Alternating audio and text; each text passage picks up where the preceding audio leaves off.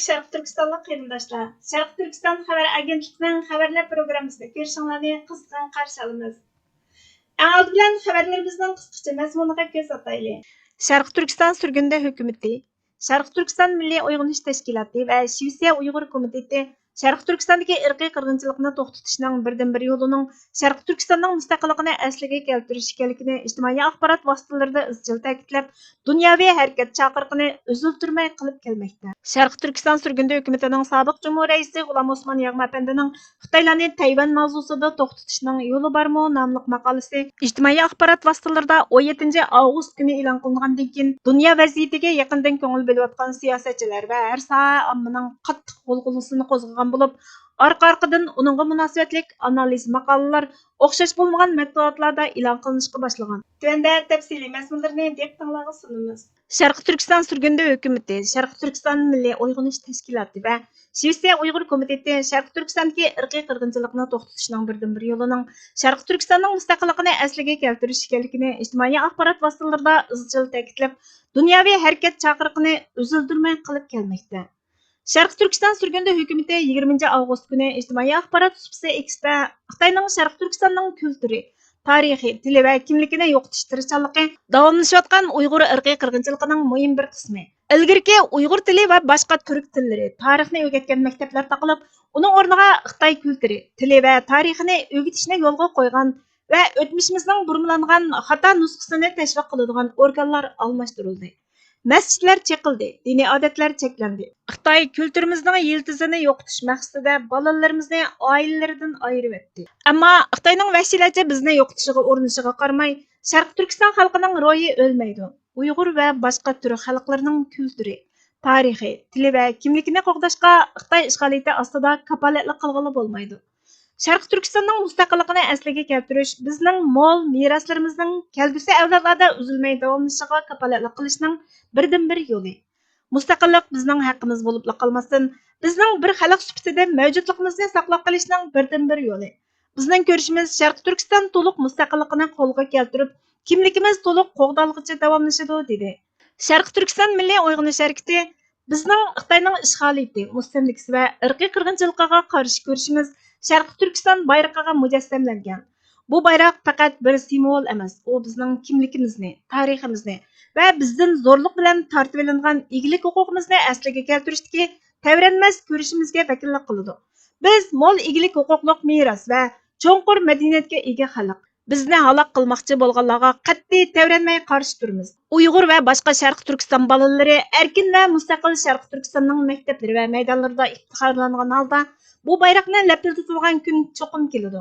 Bu rasm bizning xalqimiz o'z vataniga erishish orqali sharaf, egilik huquq va iftixoriga erishadigan muqarrar kelgusimizning bir parchasi. Milliy ozodlik harakatimiz, milliy mustaqilligimiz to'liq asliga kelmaguncha to'xtab qolmaydi dedi.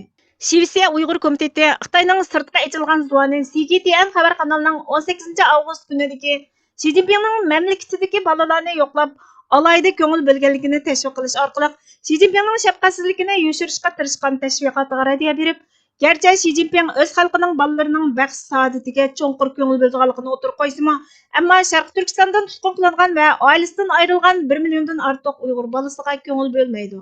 Bu begunoh Uyg'ur bolalari oila illiqligida bexatar o'sib yetilishining o'rniga to'xtamay mingi yuyish, a'zo yig'ib olish, qiynash, ocharchilik, o'lim jazosi va majburiy emgakka selish qatorli qilmishlarning ta'siriga uchraydi. Ularning bolalik davri o'g'irlangan, kimligi sistemlik o'chirilgan. Bu echinishlik va yurakni larzaga soladigan reallik. Xitoyning Sharq Turkistondagi ishg'oliyati va mustamlikasi ostida elib berilayotgan keng ko'lamlik irqiy qirg'inchilikning bir qismi.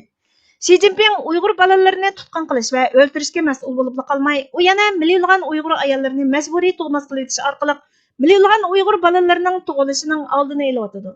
Dahshatlik strategiya nuqul kishilik huquqqa daxl taruz qilishla emas, u bir butun millatni yo'qotish, bir xalqni yer yuzidan yo'qotishdan planlangan harakat. Kishini eng hayron qoldirdig'ini bu vahshiyliklarga qaratilgan dunyoning sukuti.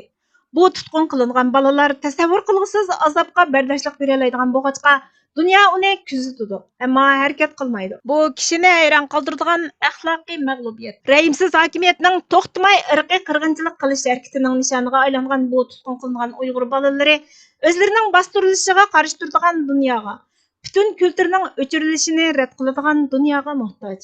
Bu vahshiylikni hal qilishning birdan-bir yo'li xalqaro jamiyatning Xitoyning Uyg'ur va boshqa turk xalqlariga qaratilgan irqiy qirg'inchiligini, shundaqla Sharq Turkistonni ishg'ol qilib olishini e'tirof qilib qolmay, keskin holda bu rahimsizlikni tugatib, Sharq Turkistonning mustaqilligini asliga keltirish kurashini qo'llash. Shundaq bo'lgandala, Uyg'ur bolalarining ziyonkashlikdan xoli o'sib yetilishiga kafolatlik qilg'ili bo'ladi. Undaq bo'lmay, dunyo sukutini davomlashtirsa, bu kollektivning vijdoniga tushgan dog' bo'lib qoladi, dedi. Shivse Uyg'ur komitetining bu bayonoti ANI xabar kanalida 20 avgust kuni tafsiliy xabar qilindi. Sharq Turkiston surgun hukumatining sobiq Cumhur raisi G'ulom Osmon apandining Xitoylarni Tayvan mavzusida to'xtatishning yo'li bormi nomli maqolasi Medium xabar torida 17 avgust kuni e'lon qilindi. Maqolada mundaq deyildi: Hozir Xitoylar Tayvan mavzusida tarixda hech ko'rilmagan darajada besimdor bo'lishga boshladi va bundaq sumgarlik tutumi kun sayin o'sib bormoqda. Chunki Xitoylar Amerikaning to'mirini tutib bo'ldi. Amerika Xitoy bilan issiq to'qinishga kirib qolishdan jinining baricha o'zini qochirdi. Bu hol Xitoyga jasorat baxsh etmoqda. Bo'libmi Rossiya Ukraina urushi tufayli G'arbning qo'li bog'langan vaziyatda. Uning ustiga Amerika hech qachon Isroilni o'z beshiga tashlab qo'ya olmaydi. Bu holat Xitoylarni Tayvan mavzusida dodil ilgirlash imkoniga ega qilmoqda. Shanxay hamkorlik tashkiloti o'zining rolini ajoyib yaxshi o'rinlayotdi. Bu rol Xitoy manfaati uchun desakmi oshirayotgan bo'lmaymiz. Boshqa a'zo davlatlar bu tashkilotning foydasini ko'rayotgan bo'lishi notayin. Chunki foydadek ko'ringan narsalarning hammasi aslida bu davlatlarga emas, Xitoyning keyingi planlari uchun selinayotgan hul ekanligiga diqqat qilish kerak. Shanxay hamkorlik tashkiloti orqali O'rta Osiyo va Rossiyaning put-qo'lini bog'lab olgan Xitoy G'arbdan xotirjam bo'lgan ekan, Tayvan mavzusida ilgirlamasa hayron qolsak bo'ladi. Besimda tutumini o'zgartirishning yo'li bormi? Menimcha bu Tayvanliklarni eng qiziqtiradi. Amerikami buningga qiziqmay qolmaydi. Xitoylarni Tayvanni bir mahal unutishga yoki ilgirlashni Amerika va Amerikaning boshchiligidagi G'arb davlatlarining uzun mezgillik manfaatlari uchun foydali bo'lib, bir chalmada ikki paxtakni soqqili bo'ladi. Albatta, buning birla yo'li bor. Hatto bu yo'l paxtak, hatto 3 paxtak soqishi mumkin. Xitoy siyosatiga yaqin diqqat qilganlarga ma'lumki, Sharq Turkiston azaldan Xitoyning ochiq biqini hisoblanadi. Ya'ni eng ehtiyot qiladigan ojiz halqasi. Gerçi bugunga kelganda qatliamlar, majburiy turda nupus azaytish, ichki Xitoyga turli nomlar bilan odam yutkash, kamplarga qamash degandeklarning hammasi orqali bu qo'rqinch chegara ichida ma'lum Xitoylar bilan o'ltirsa qiyni qo'shilmaydigan darajada farqli bo'lgan bir xalq yashab turdi ekan. Bu xotirjamlik yaratgandek qilgan bo'lishiga qaramay, bu yerda tiz bitmas bir xalq chegarasiga tayangan bir zaminni talab qilishi Xitoylarning yurakini qipidan chiqarib o'tishga yetadi. Tayvanga qaratilgan besim darhol pastlaydi. Mongoliya qurilgandan beri Sovet ittifoqining qaram davlati bo'lib kelgan. Nupusi oz, yer maydoni keng, iqtisodiy qaloq bir davlat. Mongoliyaning mudofaasi burundan Ruslarga havola qilingan vaziyatda bo'lib kelgan bo'lib, Xitoylar Mongoliyagami qora niyatini bilindirib kelmoqda edi. Birinchi fursatda Mongoliya haqida haq iddia qilish ehtimolligini hech kim chetga qoqolmaydi. Mongoliyami davlat mudofaasi masalasida qo'rqinch ichida turayotgan bir davlat. Xitoylarning og'dirmuchilik harakatlaridan har zamon andisha ichida. Bu hol Amerika uchun foydali. Agar Amerika Mongoliyaning g'arbiy janubida bir harbiy baza quradigan bo'lsa, Xitoylarni qo'rqitib qolmay, Rossiyani sharqi janub tarafdan iskanjaga olgan bo'ladi. Shundaqla Mongoliyaning amonligimi qo'g'diladi. Bu bir chalmada 3 paxtakni so'qish demakdir. Bazaning Sharq Turkiston chegarasiga tayinishi bo'lsa, Xitoylarning sharqdagi ho'kirashlariga bir chekit qo'ya oladi. G'ulom Osmon apandining Xitoylarni Tayvan mavzusida to'xtatishining yo'li bormi nomli bu maqolasi Medium xabar tori va ijtimoiy axborot supsi X'da 17 avgust kuni e'lon qilingandan keyin dunyo vaziyatiga yaqindan ko'ngil bo'lib kelayotgan siyosatchilar va har soha ommaning qattiq g'ulg'ulisini qo'zg'adi. Nadir maqolalari, ishonchli xabarlari bilan tanilgan print xabar tori, ANI xabar tori, alohida xabarlar tori, eng yangi xabarlar tori, xabarlar kuni qatorliq matbuotlarda maqolani analiz qilib yozilgan maqolalar orqa-orqadan e'lon qilinishga boshladi. Tuanda print xabar torida 19 avgust kuni e'lon qilingan tahlilni diqqatingizga sunamiz. Kanadalik Uyg'ur siyosatchi Xitoyning Tayvanga qarata tajovuzchiligini Amerikaning qararsizligi va G'arbning qo'ldiriltishiga bog'lagan. Xalqaro jamiyat Xitoyning Tayvanga nisbatan keskin pozitsiyasiga qarata andisha qilmoqda. Nurg'un davlatlar Xitoyning harbiy tahdidi va zo'mgarlik xitoblari rayon va dunyoning bexatarligini buzg'unchilikqa uchirtadi deb qaraydi. Yaqında Şərqi Türkistan sürgündə hökumətinin sabiq prezidenti Qulam Osman Yağma əpəndi ictimai axbarat süpüsü X-də Xitayning Tayvanning o'zining zimini ekanligiga bo'lgan ishonchisining kun sayin kuchayishining sababining Amerikaning Beyjingga bevosita qarshi turishni xohlamaydiganligi ekanligini, G'arbning dunyodagi boshqa to'qinishlarga markazlashishiga ergishib, ahvolning texmo nacharlashganligini o'tirg'a qo'ydi. O'rta Osiyo va Rossiyaning Xitoyning ramkasiga kirishiga ergishib, Xitoy Shanxay hamkorlik tashkilotidan foydalanib, strategik nishonni ilgari surdi. Xitoyning Tayvanga ilgarilishini to'salg'iga uchirtish mumkinmi? Xitoyning Tayvan haqida o'ziga ishonchisining borgan sari kuchayishiga ergishib, Tayvanga nisbatan besimmi ortmoqda. Bu ortgan zo'mgarlikning sababi oldin mo'ljallangan bir tushunchadan kelgan. Amerika Xitoy bilan bevosita urushmaydi. Bo'lib, G'arb davlatlari Rossiya Ukraina urushiga markazlashgan navbatdagi dunyoning sharoitida G'azadagi to'qinishning O'rta Sharqdagi texmo cho'ng to'qinishga aylanib qolishi mumkinligi Beyjingni jasoratlantirdi. Bu harakatlantirgich kuch shubhisizki Xitoyni Tayvan masalasida texmo zo'mgarlik qilishdek o'zgacha ko'znak bilan ta'minlaydi, deb yozadi G'ulam Osman Yag'ma. U yana Beyjingning maqsadiga taqobil turish uchun Amerikaning Mong'oliya bilan suhbatlashib, Şərqi Türkistanğa yaqin joyda harbiy baza qurish orqali Xitoyning Şərqi Türkistan haqidagi ojizligidan foydalana oladiganligini, bu xil harakatning Xitoyning yolg'iz Tayvan haqidagi planlarini o'ylashishiga imkon yaratib qolmay, Mong'oliyaning Xitoy va Rossiyaning ta'siriga qarshi turish ishonchisini kuchaytirganligini, bu usul yana o'xshash vaqtda Amerikaning Tayvan uchraydigan besimini yengiltish, Mong'oliyani kuchaytirish, Rossiya bilan Xitoyni kontrol ostiga elishdek har xil strategik nishonga bir vaqtda yetishiga yordamchi bo'lganligini o'ttirg'a qo'ydi. Kanadalik Uyg'ur siyosatchi G'ulam Osman Yag'ma Sharq Turkistonning Otishda tug'ilgan. To'liq o'rta maktabni tamomlagandan keyin Sharq Turkistonni Xitoyning ishg'oliyatidan qutqizish maqsadida mustaqil bir tashkilot qurishga boshlamchilik qilganlik uchun oliy maktabda o'qishi to'salg'iga uchragan. Keyin hozirgi zamon Uyg'ur til adabiyoti va estetika to'g'risida yetakchi o'qituvchi bo'lgan.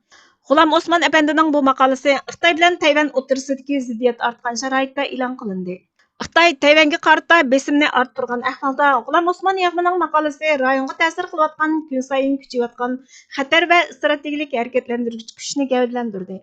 Yaqında Tayvan cho'nqurg'uliq ishlari kengashining bayonotchisi Liang Wenqi Xitoy bilan bo'lgan ziddiyatning kuchayishiga ergishib, sayohat maslahatchiligi e'lon qilib, Beyjingning Tayvanning mustaqilligini qo'llaydiganlarga qaratgan tahdidi sababidan fuqarolarga Xitoy, Hong Kong va Omonga sayohatga bormaslikni ogohlantirdi. Bu ogohlantirish Tayvanlik sayohatchilarni Xitoyning mustaqillik qo'llovchilarini nishon qilgan yangi belgilamasi keltirib chiqargan xatarlar haqida ogohlantirishni maqsad qiladi. Sayohat qilish man'iy qilinmasmi, fuqarolarga siyosiy ko'z qarashni ifodalashdan yoki Xitoy doiralarining tutib turishi yoki ayblashiga sabab bo'ladigan faoliyatlar bilan shug'ullanishdan saqlanish tavsiya qilinadi. Beyjing Tayvanni o'zining zaminining bir qismi deb qaraydi hamda Prezident Tsai Ing-wen 2016-yili vazifaga o'tirgandan buyon Tayvan hukumati bilan aloqalashishni rad qildi. Buningdan ilgari Tayvan Beyjingning Tayvan mustaqilligini tashabbus qiluvchilarga o'lim jazosi qatorli qattiq jazo berish tahdidini ayblagan. Taybey Xitoyning yangi ko'rsatmasini ayblab, Beyjingning Tayvanga qarata hech qanday qonuniy huquqi yo'qligini o'ttirg'a qo'ydi va bu belgilamaning Tayvan fuqarolariga qarata cheklash kuchining yo'qligini aytdi. Tayvan 1949-yildan boshlab o'z-o'ziga xo'ja bo'lishiga qaramay, Xitoy uzundan buyon Tayvanni o'zining zamini deb qarab, Tayvan mustaqilligini qo'llaydiganlarga qattiq zarba berish belgilamasini chiqargan. Tayvanning mustaqilligini qo'g'dash Xitoy Kompartiyasining qarshida Xitoyning egilik huquqiga bevosita tahdid. Natijada qonuniy tahdid va iqtisodiy majburlash qatorliq jazolar kelib chiqadi deyildi. Ibn Sina mundaq bir mashhur tajriba ishlaydi. O ikki sog'lom qo'yni ayrim-ayrim ikki qo'tonga so'laydi. Ularga yaqin qilib yana bir qo'tonga bir bo'rini so'laydi. Bu ikki qo'yning faqat birila bu bo'rini ko'ra oladi. Bu ikki qo'yga o'xshash yem-xashak beriladi. Ularning eg'irligimi dastlabida o'xshash keladi. Ammo bir necha oy o'tgandan keyin bo'rini ko'rib turadigan qo'y oromsizlashadi, o'riqlab ketadi. Tadrijiy ojizlashadi va kun sayin zaiflashadi. Bu qo'y uzun muddatlik stress ostida qoladi va har qanday idroklangan xatarga uchrab turadi. Shunday qilib, u oxiri o'lib ketadi. Əməliyyatda böre uningga hech qanday təhdid solmaydi, ammo qo'y buni tushunmaydi. Bu tajriba odamni hayron qoldiradigan natijaga erishadi. Bo'libmi, ming yillar ilgari Ibn Sino uzun muddatlik stress bilan qo'rqinchning jonliqning metabolizmiga qanchalik salbiy ta'sir ko'rsatganligini bayqaydi. Uning bu tajribasi bizga hali ham ahamiyatli. O'zining dushmanidan har vaqt qo'rqib yashash odamni bosh oxiri chiqmas stressga soladi. Tenini zaiflashtirdi, metabolizmni qalayimqonlashtirdi va zehnini kordan chiqardi. Qo'rqinchoq odam uchun dushmanining yoki ko'rib turayotgan tahdidining o'zila emas, balki uning soyasimi u qadar qo'rqinchli bilinadi. Qo'rqqan sari hamma narsa ko'ziga qo'sh ko'rinib, ichidan tugishib ketadi. Tahdid hamma yerda bor. Gap uningga qandoq taqobil turishni bilishda. Ko'p hollarda dushmaniga nafratlanish va uni mansitmaslik, ammo tayyorlikda bo'lish uning qo'rqinchni pasaytishga va stressni azaytishga foydali. Yana biri tahdidga tahdid qaytara olish psixik tangpungliqni saqlashda muhim. Kallaga o'rnashib olgan dushman obrazi ba'zida sirtdagi haqiqiy dushmandan vayron qilg'ich bo'ladi. O vaqtda bu jonliqning dushmani ikki bo'ladi. Biri sirtdagi dushman, yana biri uning kalladagi surlik obrazini to'xtamasdan ayon qilib, o'zini qo'rqitib turgan va dushmaniga qo'rqitib bergan kalla. Sharq Turkiston Surgundi hukumatining Cumhur raisi doktor Mantimin A'la apandining yozmalaridan elindi. Bugungi xabarlarimiz bu yerda oxirlashdi. Bizga vaqt ayirganingiz uchun ko'pdan-ko'p rahmat. Kelar qatimqi programmamizda ko'rishguncha Allohga omonat bo'lgaysizlar.